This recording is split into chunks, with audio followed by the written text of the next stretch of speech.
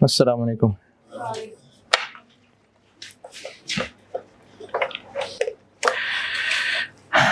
दुरूद शरीफ पढ़ लें।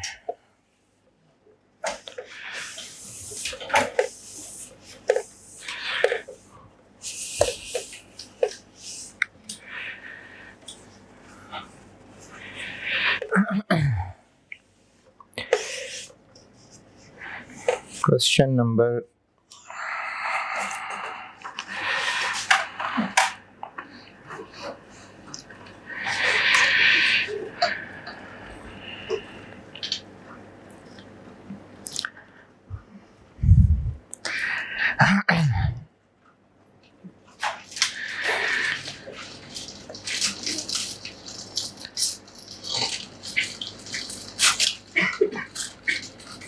ऑटम 20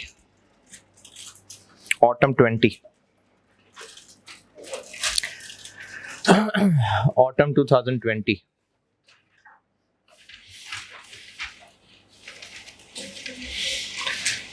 तीसरा चौथा क्वेश्चन होगा, पांचवा होगा, पता नहीं, पांचवा।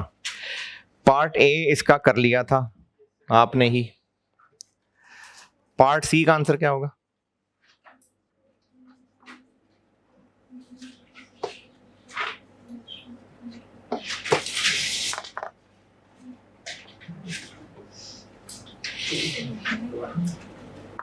हाँ जी, पार्ट सी का आंसर।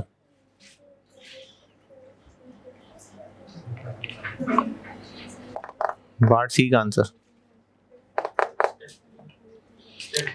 स्टेप 3 सारा। जो डेफिनेशन है ट्रांजैक्शन प्राइस की, स्टेप 3 में जो मैंने पहला ही पॉइंट लिखा हुआ है ना, नोट्स में देखिएगा।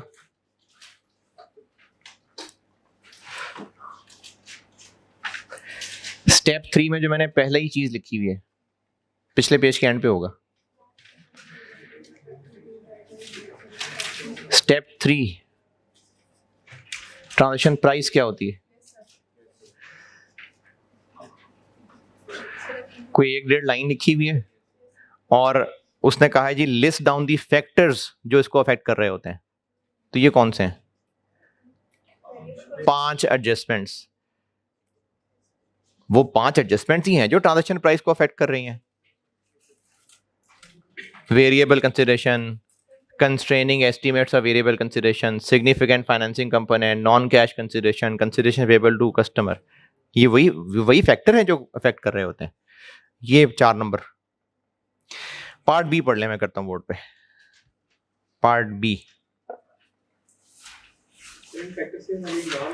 हाँ, लिस्ट डाउन। लिस्ट डाउन मतलब सिर्फ नाम।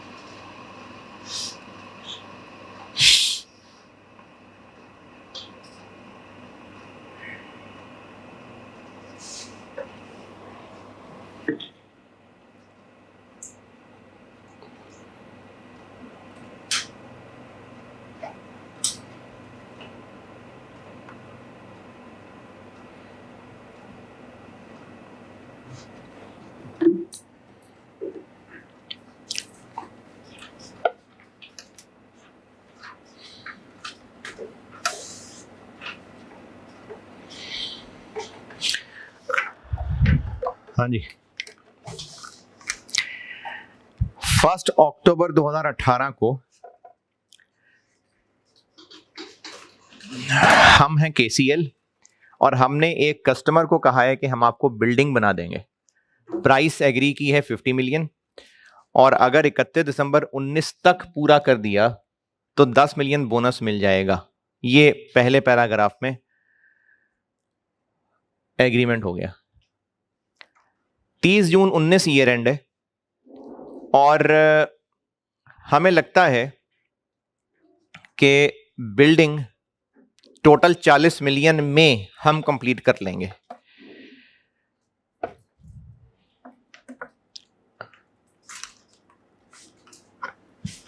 काम हम 31 दिसंबर 19 तक कंप्लीट नहीं कर पाए, 2 महीने लेट हो गया, और बिल्डिंग पे टोटल 40 की बजाय 42 मिलियन खर्च हुआ, जिसमें से 30 जून 19 तक 26 मिलियन खर्च हो चुका था।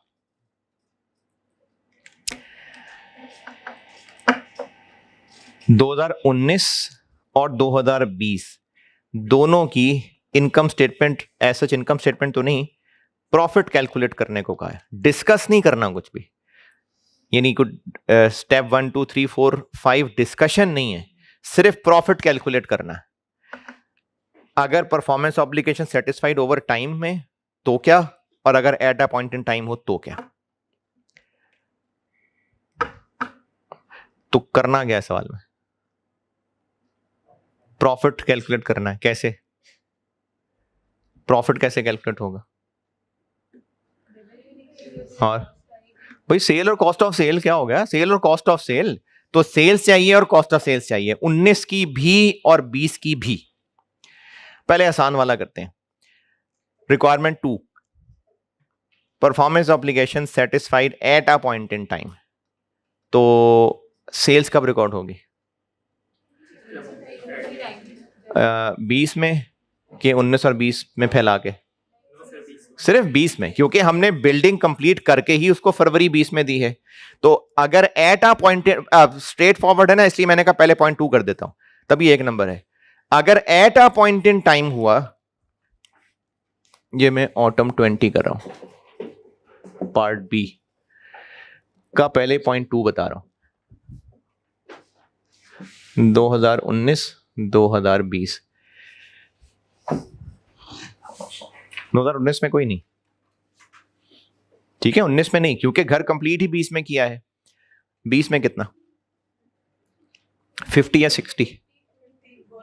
बोनस नहीं मिल सका ना, बोनस नहीं मिल सका क्योंकि काम ही 31 दिसंबर तक नहीं हो सका। कॉस्ट ऑफ सेल्स 2019 में 20 में, वो भी 20 में ही, जब सेल तब कॉस्ट ऑफ सेल कितनी, 42।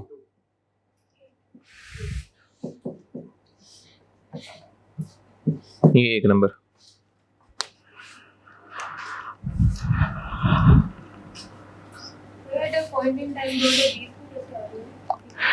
एट अ पॉइंट हम कस्टमर को बिल्डिंग बना के दे रहे हैं। अगर performance obligation satisfied at a point in time है, तो उससे क्या मुराद है, बिल्डिंग का कंट्रोल कब ट्रांसफर समझा जाएगा, at a point in time, तो जब बन जाएगी। तो बनी है फरवरी 2020 में।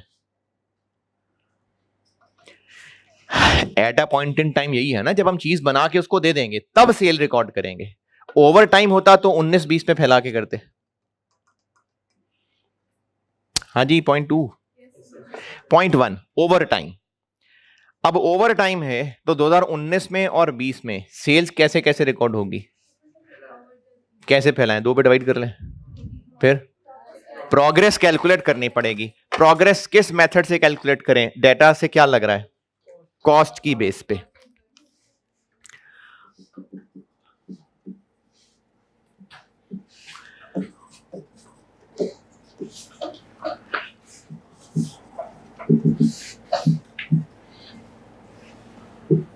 प्रोग्रेस करते हैं कैलकुलेट।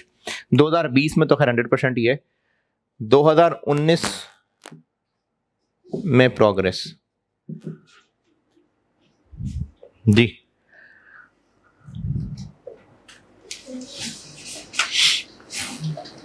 कितने परसेंट, कैसे निकालें, 2019 के एंड पे खड़े हैं, 30 जून 19 पे खड़े हैं। कॉस्ट प्रोग्रेस कैसे कैलकुलेट करें, कॉस्ट इनकर्ड से ना, तो ऊपर क्या आएगा 26, नीचे 40 के 42, 40। 2019 तक तो भाई 40 पता था ना, 2019 के एंड पे तो हमारा अंदाजा 40 था। टिल 30 जून 19 केसीएल एक्सपेक्टेड के बिल्डिंग टोटल 40 में कंप्लीट होगी, वो तो 20 में जाके एक्चुअली पता चला है। कितने परसेंट, 65%। और 2020 में 100%। ये प्रोग्रेस कैलकुलेट क्यों करनी पड़ी? क्योंकि ओवर टाइम करना है तो उसमें तो प्रोग्रेस की बेस पे होता है, प्रोग्रेस बता देते तो बता देते, लेकिन इसमें प्रोग्रेस खुद कैलकुलेट करनी पड़ी और डेटा से पता चल रहा है। अच्छा, प्रोग्रेस कैलकुलेट हो सकती है या तो कॉस्ट इनकर्ड मेथड से, आवर्स मेथड हो सकते हैं, यूनिट्स मेथड हो सकते हैं, टाइम इलैप्स्ड हो सकता है, तो सवाल के डेटा से पता चलेगा कौन सा है। 65%। ओके, तो 2019 में सेल्स कितनी कैलकुलेट होंगी? 65% किस पे लगाऊं? 60 पे कि 50 पे?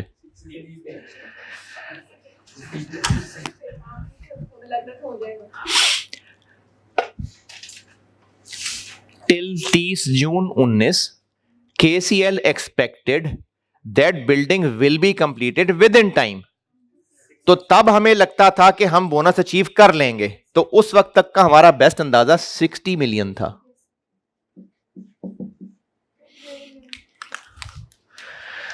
$39। लेकिन 2020 में 50। 2020 में तो पता लग गया ना, कोई नहीं 60 50 है। 2020 में तो पता चल गया कि बोनस नहीं है, तो इसलिए 50 100% माइनस जितना पहले रिकॉर्ड कर लिया था 11।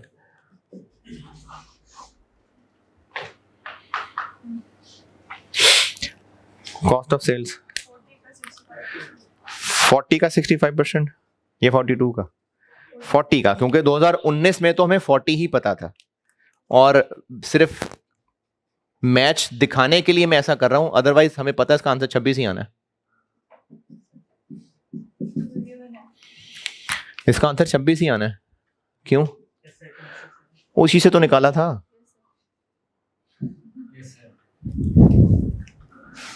और 2020 में 42 माइनस 26,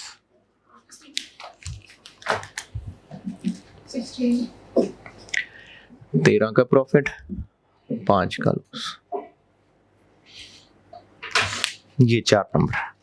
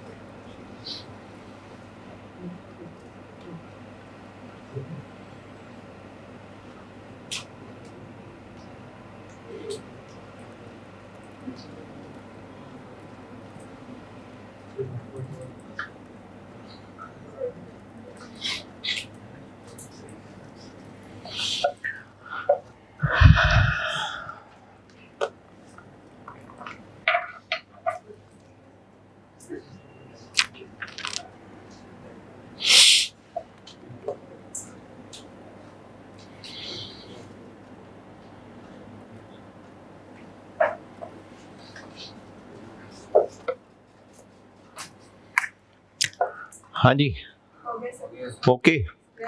अच्छा, अब थोड़ी बहुत चीजें पढ़ाने वाली बताता हूँ। नोट्स में आए और पेज नंबर 6 पे आए।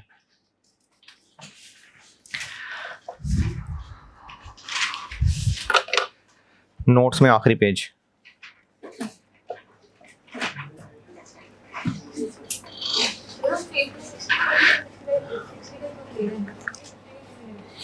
दो 2019 में, क्योंकि 2019 तक हमें लगता था कि हम विद इन टाइम कंप्लीट कर लेंगे, यानी बोनस मिल जाएगा। ऐसे ना करो, तो खत्म कर दिया मैंने। सेल्स में ही होगा और किस में होगा? ट्रांजैक्शन प्राइस में ही बोनस शामिल होगा ना। ट्रांजैक्शन प्राइस में जितने पैसे ऑफिशियली उसको कहे हैं उसी में ही बोनस ऐड होगा ना, तो इसलिए वो रेवेन्यू है टोटल 60।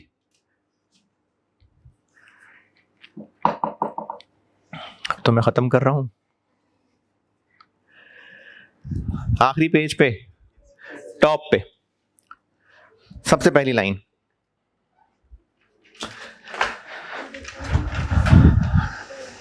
सबसे पहली लाइन, ये काम हम कर चुके हैं कि ये जो प्रोग्रेस निकालते हुए एस्टीमेट्स लेने हैं, ये हमने हर साल के एंड पे नए एस्टीमेट्स, अपडेटेड एस्टीमेट्स यूज करने होते हैं। मैंने कुछ 2-4 सवाल कराए हैं जिसमें रेवेन्यू प्रोग्रेस के हिसाब से कैलकुलेट किया। ये बोनस वाला मैंने खुद बना के भी एक सवाल कराया था वैसे। तो उसमें जिस साल पे वो प्रोग्रेस परसेंटेज लगा रहे हैं वो नए एस्टीमेट्स पे लगाना है। ये काम हम ऑलरेडी कर चुके। दूसरी लाइन का मतलब ये है, ये बहुत ज्यादा नहीं होता, कभी कभी हो सकता है। 2019 में ये 65% कैसे कैलकुलेट किया? कॉस्ट इनकर्ड वाले तरीके से। हो सकता है कि 2019 के बिल्कुल आखिर में ही कहीं ये काम शुरू हुआ होता और अभी इतनी इनिशियल स्टेजेस होती, जैसे अभी हमारा कोर्स जो है ना वो एक ऐसे लेवल पे पहुंच चुका है कि मैं कह सकता हूं कि 50% कोर्स हो गया, लेकिन दूसरी क्लास में मैं नहीं कह सकता था कितने परसेंट कोर्स हो गया। थोड़ा टाइम गुजरेगा, काम की कोई शक्ल सामने आएगी तो अंदाजा लग सकता है कितना काम हो चुका है। शुरू में बाज़ औक़ात मुश्किल होता है कितना काम हो चुका है। तो ये मसला कॉन्ट्रैक्ट के शुरू में हो सकता है कि टेम्परेरीली बिजनेस को ये समझ ना आ रही हो कि कितने परसेंट काम हो गया है। तो फिर क्या करें? ईयर एंड आ गया है और ये समझ ही नहीं आ रही कि कितने परसेंट प्रोग्रेस है, तो प्रोग्रेस तो पता नहीं चल रही, नहीं लगा पा रहे, कोई एस्टीमेट नहीं लगा पा रहे। तो फिर उसमें हुक्म ये है कि अच्छा फिर जितनी खर्चा हुआ है ना उसको तो मान लें कॉस्ट ऑफ सेल और उतनी ही अमाउंट को सेल भी मान लें, बाकी फिर अगले साल करते रहना प्रोग्रेस। अभी तो काम चलाओ ना। ये काम ना मोस्टली कॉन्ट्रैक्ट के शुरू में ही होगा कि अकाउंटिंग ईयर एंड आ गया हुआ है और पता ही नहीं चल रहा कितने परसेंट प्रोग्रेस हुई है। तो ठीक है, फिर जितना खर्चा हो गया है उस पूरे को कॉस्ट ऑफ सेल मान लें और उतनी ही अमाउंट को डेटा डेबिट सेल्स क्रेडिट कर लें। ये दूसरी लाइन में लिखा हुआ। ये आपसे एमसीक्यू की हद तक भी पूछा जा सकता है, या जैसे यहां पर पार्ट 2 1 नंबर का था, हो सकता है एक पार्ट 3 होता है 1 नंबर का, कि एज्यूम करें कि 2019 में हम प्रोग्रेस नहीं कैलकुलेट कर पा रहे, तो क्या करते? 2019 में प्रोग्रेस कैलकुलेट ही नहीं कर पा रहे, तो हम 26 को ही कॉस्ट ऑफ सेल कह देते और 26 को ही सेल्स कह देते। तो ये ऐसे हो सकता है टेस्ट। ये आखिरी पेज के टॉप पे दूसरी लाइन बताइए आपको। ओके, कॉन्ट्रैक्ट कॉस्ट्स, कल पूरे सवाल की एक पिक्चर दिखा दी थी, तो मैं इन पॉइंट्स से भी आपको बताता हूं दोबारा। 2 हिस्से किए हैं टेबल के। पहला हिस्सा, पहला बुलेट पॉइंट ये वो है जो मैंने कल कमीशन की मिसाल दी थी, और दूसरा बुलेट पॉइंट वो है जो मैंने प्रपोजल बनाने का खर्चा, इस्लामाबाद जाने का खर्चा, उन एक्सपेंसेस की बात की थी। ये पहले दोनों बुलेट पॉइंट पढ़ लें। कॉन्ट्रैक्ट कॉस्ट्स के टेबल का पहला हिस्सा, cost of obtaining the contract, इसमें पहले दोनों बुलेट पॉइंट पढ़ लें। दूसरा, पहला बुलेट पॉइंट वो है जो मैंने कल दरख्त बना के कमीशन वाली मिसाल बताई थी, और पहला बुलेट पॉइंट, दूसरा बुलेट पॉइंट वो है जो मैंने लेफ्ट पे शाख बनाई थी कि प्रपोजल बनाने का खर्चा, जाने का खर्चा।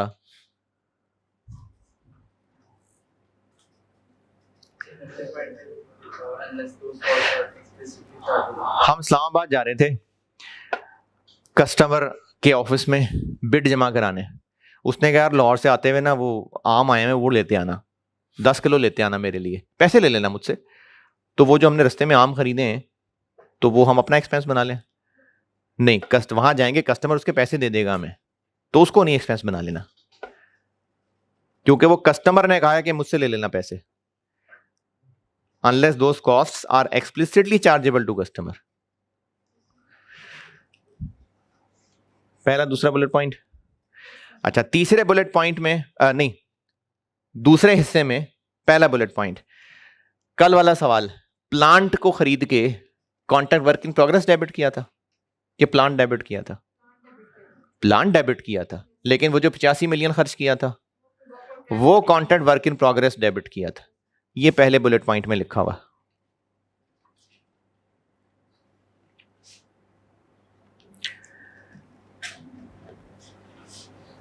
Cost to fulfil the contract वाले हिस्से में पहले बुलेट पॉइंट में लिखा हुआ है, ब्रैकेट के अंदर लिखा हुआ है प्लान डेबिट वाली बात, और ब्रैकेट से बाहर बाहर लिखा हुआ है वो जो 85 मिलियन खर्च किया था।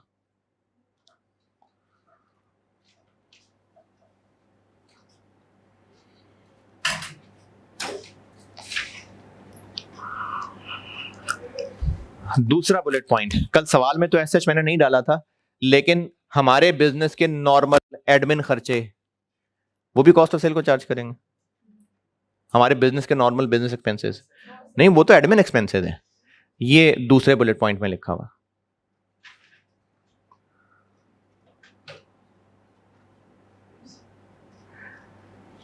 और जो दूसरे बुलेट पॉइंट का रिमेनिंग हिस्सा है, cost related to past satisfied performance, ये रहने दें, ये रहने दें, ये आपके काम की चीज नहीं है। हाँ काट दें बेशक। जनरल एक्सपेंसेस हैं या सीमेंट की बोरियां पड़ी हुई थी सैलाब में बह गई, तो वो हम इस कॉस्ट ऑफ सेल में नहीं चार्ज कर देंगे। ये दूसरे बुलेट पॉइंट का मतलब है। इस टेबल के आखिर में एक लाइन लिखी हुई है, वर्ड एमोर्टाइज यूज हुआ। ये वर्ड जरूर याद रखिएगा, एमसीक्यू में टेस्ट हो सकता है, लेकिन इसका मतलब क्या है, कल वाला सवाल और इनफैक्ट ये सामने वाला सवाल भी, कॉस्ट ऑफ सेल कैसे रिकॉर्ड की है? प्रोग्रेस लगा के ना, रेवेन्यू से मैच करने के लिए। कल वाले सवाल में जो कल बोर्ड पे किया था मैंने खुद बना के बुक में से, कामरान बिल्डर्स वाला, उसमें पूरी कॉन्ट्रैक्ट कॉस्ट कैलकुलेट की थी 400 समथिंग, और उसके ऊपर फिर प्रोग्रेस लगाई थी। यानी टोटल कॉन्ट्रैक्ट के खर्चे को हर साल तोड़ तोड़ के एक्सपेंस बनाना है। इसके लिए ना स्टैंडर्ड ने वर्ड यूज किया हुआ है कि इसको फॉरेन एक्सपेंस नहीं बनाना, इसको एमोर्टाइज करना है।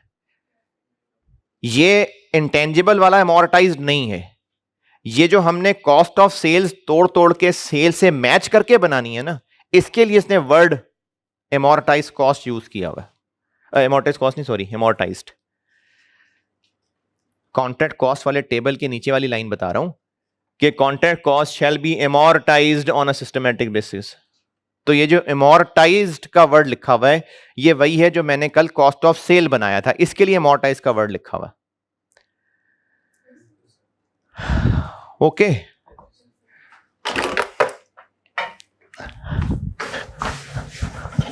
बस आखिरी आखिरी मराहिल में है आईएएस।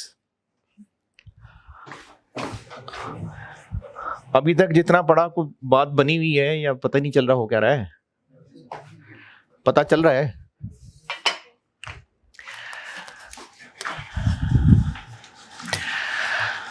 चले बस नोट्स बंद इधर देखें।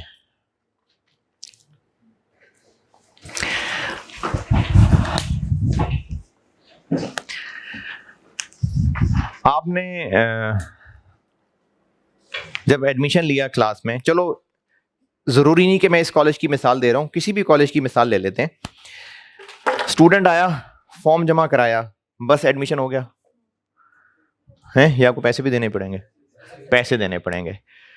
सारे के सारे लाजमी नहीं, कोई इंस्टॉलमेंट कुछ सर्टेन अमाउंट हो सकती है।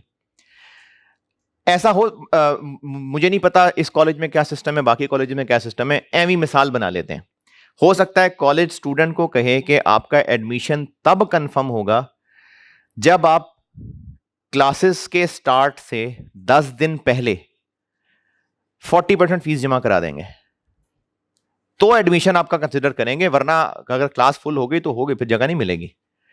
तो एक टाइम तय हो गया कि आप फॉर्म बेशक अभी जमा करा दें, खाली करा दें, रख लेते हैं हम, लेकिन आपका एडमिशन हम तब अपने पास रिकॉर्ड करेंगे जब क्लासेस शुरू होने से 10 दिन पहले आप 40% फीस पे कर देंगे तो। और अगर स्टूडेंट फीस पे कर दे और उसके बाद कहे कि जी मैंने तो नहीं पढ़ना, तो फिर पैसे वापस नहीं होंगे। अगर ये टर्म्स तय हो गई तो क्या इसका यह मतलब है कि कॉलेज वाले 40% फीस ले लें और कहें कि चलो निकलो यहां से, शाबाश, कोई नहीं पढ़ाना हमने, कोई फीस वापस नहीं होगी? ये मतलब है नॉन रिफंडेबल का। तो फिर नॉन रिफंडेबल का मतलब क्या हुआ? अगर स्टूडेंट इनकार करे तो पैसे वापस नहीं करेंगे। कॉलेज को तो करना पड़ेगा काम, कॉलेज को तो परफॉर्मेंस देनी पड़ेगी, लेकिन स्टूडेंट अब अगर इनकार कर भी दे तो कॉलेज ने वो पैसे लेने हैं 10 दिन पहले।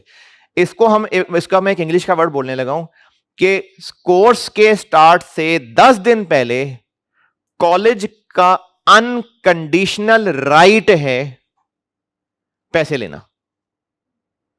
ये मैं दोबारा बता रहा हूं, कॉलेज का अनकंडीशनल राइट टू रिसीव पैसे के एग्रीमेंट में लिख दिया कि कोर्स से 10 दिन पहले आपको पैसे जमा कराने पड़ेंगे। अब जैसे ही टाइम गुजरा और कोर्स शुरू होना था 15 तारीख को, 5 तारीख पे कॉलेज का राइट बन गया टू रिसीव पैसे, अनकंडीशनल। कॉलेज को मजीद कुछ नहीं करना, यानी स्टूडेंट ये नहीं कह सकता मुझे कमरे तो दिखाएं, पहले देख लो तुम आके, फॉर्म जमा करा दिया, अब कोर्स से 10 दिन पहले पैसे जमा कराने पड़ेंगे, तो कॉलेज का अनकंडीशनल राइट टू रिसीव बन गया। सवाल में इसको कैसे पहचानेंगे? पहचाना जाएगा, क्लियरली पता चल जाएगा।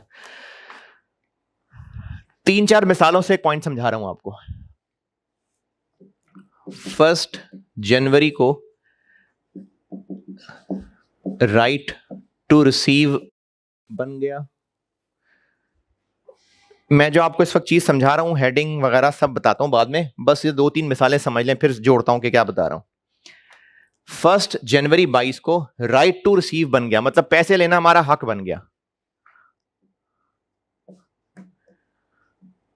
लेकिन कस्टमर ने पैसे देने में लगा दी देर, महीने बाद जाके पैसे दिए। और अच्छा नहीं, सॉरी, 31 दिसंबर 21 को, अरे 1 दिसंबर 21 को हमने गुड्स बेच दी थी।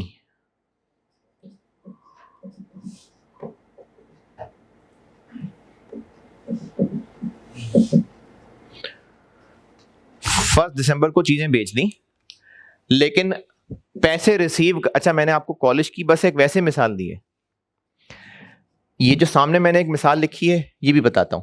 1 दिसंबर को चीजें कस्टमर को बेच दी, लेकिन कस्टमर ने कहा कि अभी आपका पैसे लेना हक नहीं है, मैं महीना चीजें इस्तेमाल करूंगा, अगर तो चीजें सही रही जैसे आपने कहा है तो पैसे मांगना, उससे पहले पैसे ना मांगना। तो राइट टू रिसीव 1 जनवरी को स्टैब्लिश हुआ, पैसे उसने जाके दिए 1 फेब को। सेल्स किस दिन क्रेडिट कर लेंगे? सेल्स किस दिन क्रेडिट करूं? जब हमने गुड्स दे दी तो सेल होगी इस दिन क्रेडिट।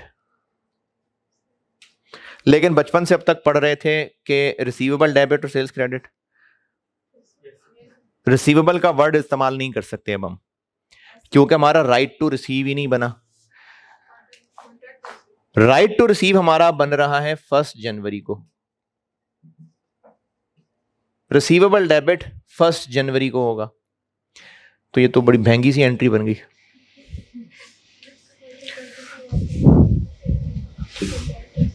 सेल्स वहां क्रेडिट है, रिसीवेबल यहां डेबिट है। थोड़ी टेढ़ी आंखें करके देखें, एंट्री सीधी नजर आ जाएगी शायद।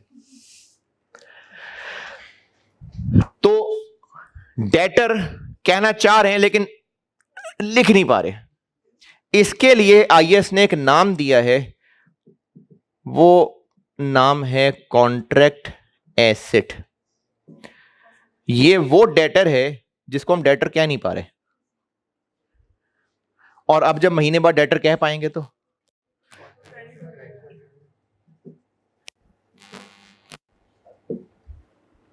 और जब पैसे मिल जाएंगे, कैश डेबिट, रिसीवेबल क्रेडिट। तो कॉन्ट्रैक्ट एसेट वो डेटर है जिसको हम डेटर कह नहीं सकते।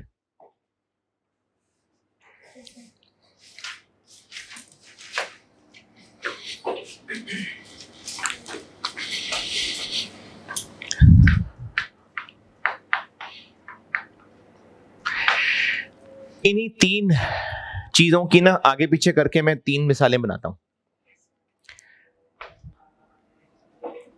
यहां तक वाली बात आई समझ? कॉन्ट्रैक्ट एसेट वो डेटर है जिसको हम डेटर नहीं कह सक रहे, क्योंकि हमारा राइट टू रिसीव बनेगा तो डेटर का वर्ड यूज होगा। ये मिसाल लिखें, फिर अगली बताता हूं।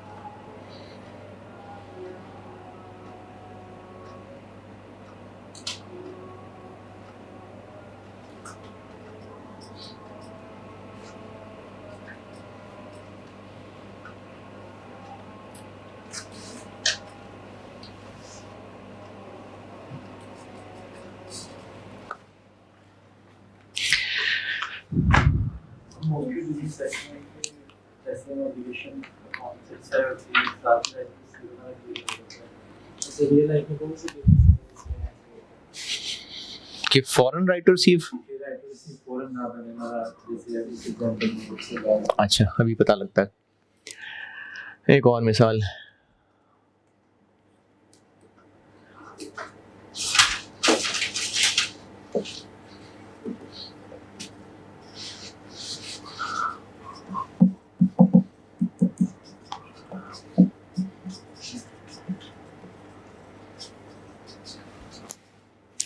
ये तो खैर पहले भी बता चुका।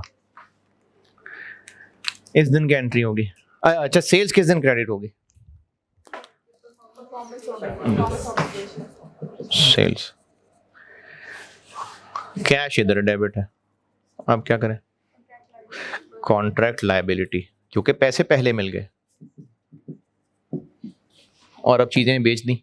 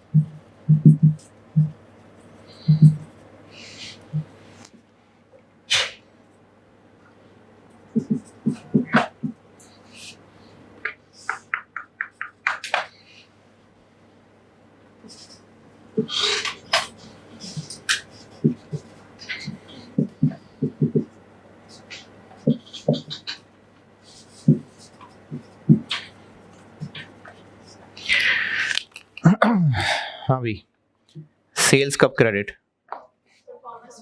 इधर कैश, रिसीवेबल कब डेबिट? इधर के इधर, इधर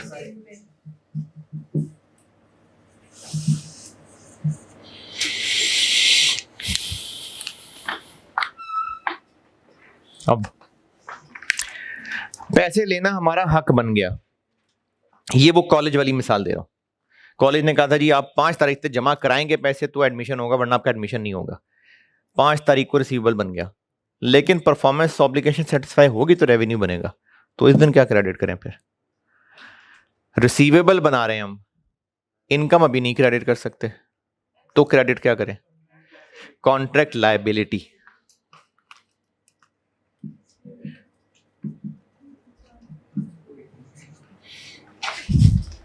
देखें, पैसे मिल गए थे, सेल्स अभी क्रेडिट नहीं कर सकते थे। पैसे मिल गए थे, कैश डेबिट करना पड़ा, सेल्स अभी क्रेडिट नहीं कर सकते, इसलिए लायबिलिटी बना ली।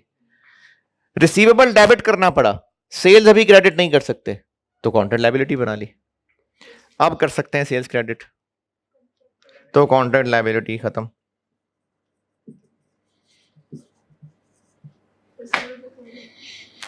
और फिर जब पैसे मिल गए तो रिसीवेबल क्रेडिट।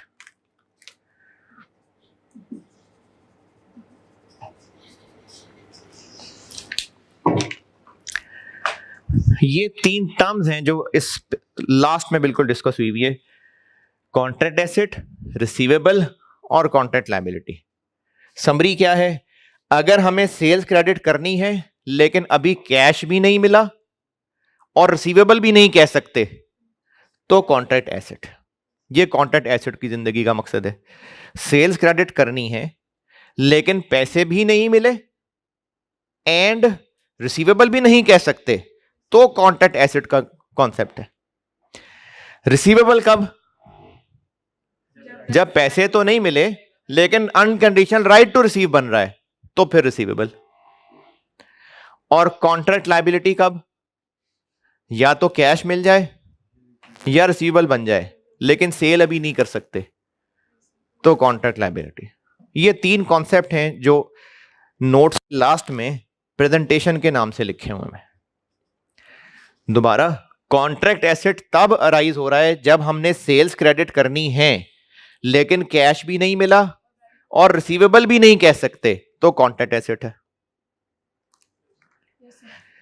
रिसीवेबल तब है पैसे नहीं मिले लेकिन राइट टू रिसीव बन गया, तो रिसीवेबल। और कॉन्ट्रैक्ट लायबिलिटी कब है? जब या तो पैसे मिल रहे हो या रिसीवेबल बना रहे हो लेकिन सेल्स नहीं कह सकते भी, तो कॉन्ट्रैक्ट लायबिलिटी। ये नोट्स के बिल्कुल आखिर में प्रेजेंटेशन में ये सारी बात लिखी हुई है।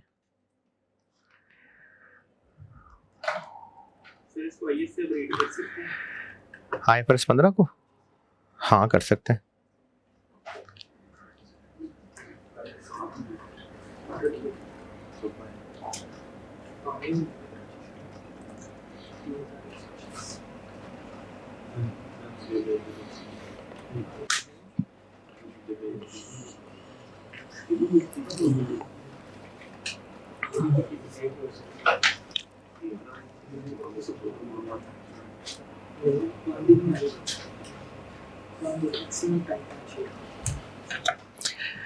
आइए इसकी इलस्ट्रेटिव एग्जांपल्स में आए।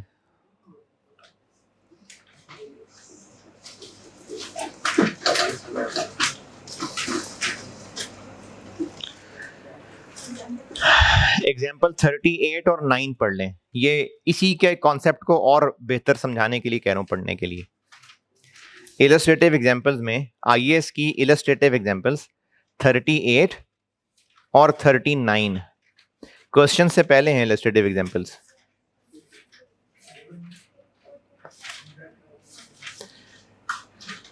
(38) और 39 ये दोनों पढ़ लें। यही जो सारा समझाया है ना, इसी की और अंडरस्टैंडिंग हो जाएगी। खासतौर पे वो जो आप सवाल पूछ रहे थे उसका जवाब मिल जाएगा। हैं? कल तक मुश्किल हो जाएगा क्योंकि मैं पास्ट पेपर्स की मजीद प्रैक्टिस चाहता हूँ। वैसे तो मॉडिफिकेशन रह गया सिर्फ, लेकिन कल तक मुश्किल है, 12वीं क्लास लग जाएगी। नहीं, फ्राइडे को तो बयान रखा हुआ है, मंडे को।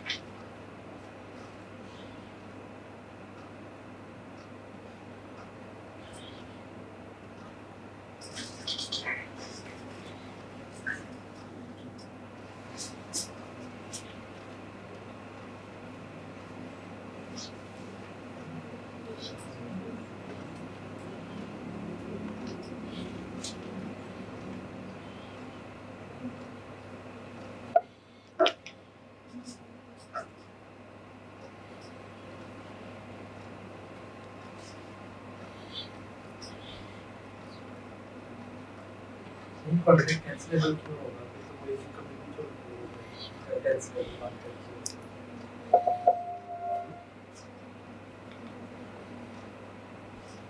हाँ तो हैं ऑब्लिगेशन नहीं हो तो दाम में कोई जगह नहीं है। कैंसिलेबल कॉन्ट्रैक्ट का मतलब ये है कि कस्टमर ने पैसे दिए और कहा जी ये पैसे रख लें, तो मैं आपसे 10 दिन बाद चीज़ ले लूँगा। कैंसिलेबल का मतलब है कि अगर वो कहे कि नहीं रहने दें सॉरी, तो हम कहेंगे कोई बात नहीं यार, पैसे वापस कर देंगे। या हम कहें कि यार सॉरी हम चीज़ नहीं बेच सकते, कोई बात नहीं यार, पैसे वापस कर देंगे। तो ये कैंसिलेबल का मतलब है, यानी कोई पार्टी बुरा नहीं मनाएगी।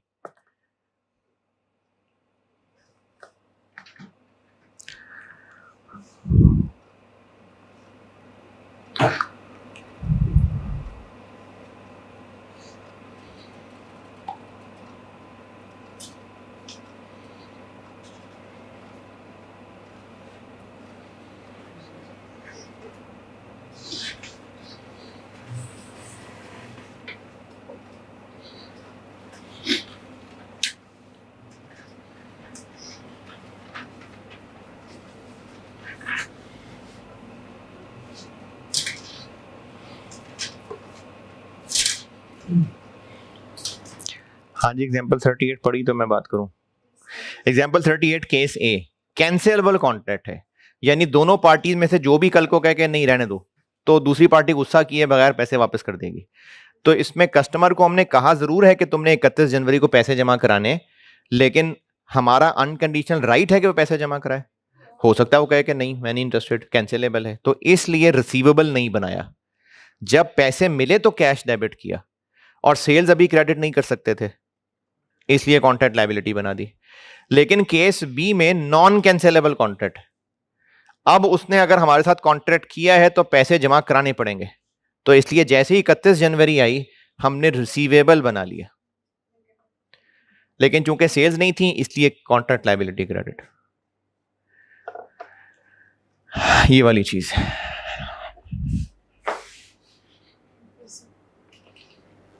और एग्जांपल 39,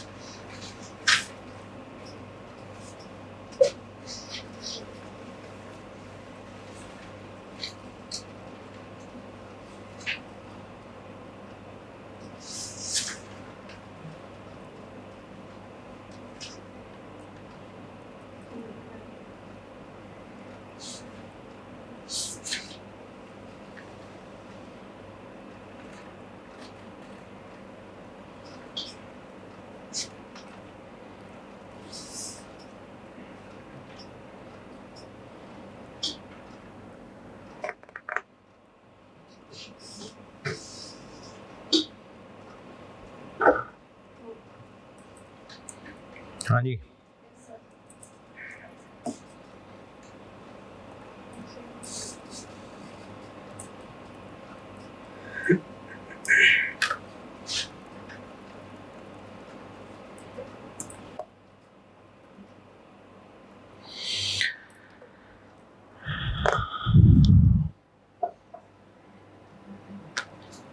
तो प्रोडक्ट ए बेच दिया बेशक, सेल्स क्रेडिट, लेकिन उसने कहा है कि पैसे मांगने तब आना जब प्रोडक्ट बी बेचो, उससे पहले पैसे नहीं मांगने।